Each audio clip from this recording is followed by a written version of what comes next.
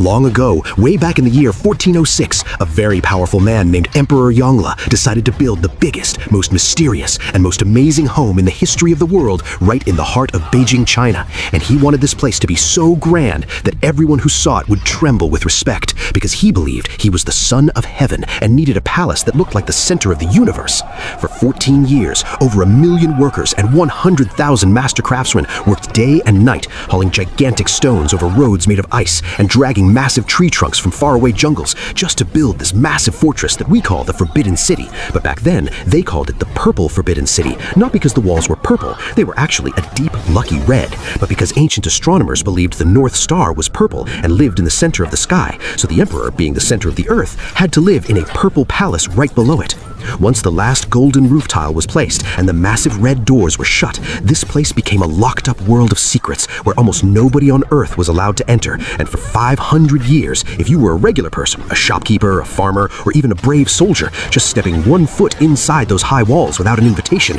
would mean you would lose your head instantly. The emperor wanted total control, so he created a rule that this city was only for him, his family, and his thousands of servants, making it a golden cage where the rest of the world was completely shut out. The strangest rule was about who could stay inside after the sun went down, because besides the emperor himself, no other men were allowed to sleep inside the city walls at night, not even his brothers or his generals, because the emperor had to be the only master of the house to ensure that any child born in the palace was definitely his own royal blood. The only men allowed to stay were the eunuchs, who were special servants that had given up the chance to have their own families just to serve the emperor, and they were the only ones who could go between the outer world and the inner secrets of the palace. If you were a regular kid living in Beijing back then, you couldn't even look at the emperor, and if his yellow sedan chair passed by on the street, you had to turn your back and kneel down, because looking at the son of heaven was a crime. Inside the walls, life was like a beautiful prison where the emperor had everything he wanted, including 9,999 rooms filled with treasures, but he was also trapped because he couldn't just walk out to buy a snack or visit a friend,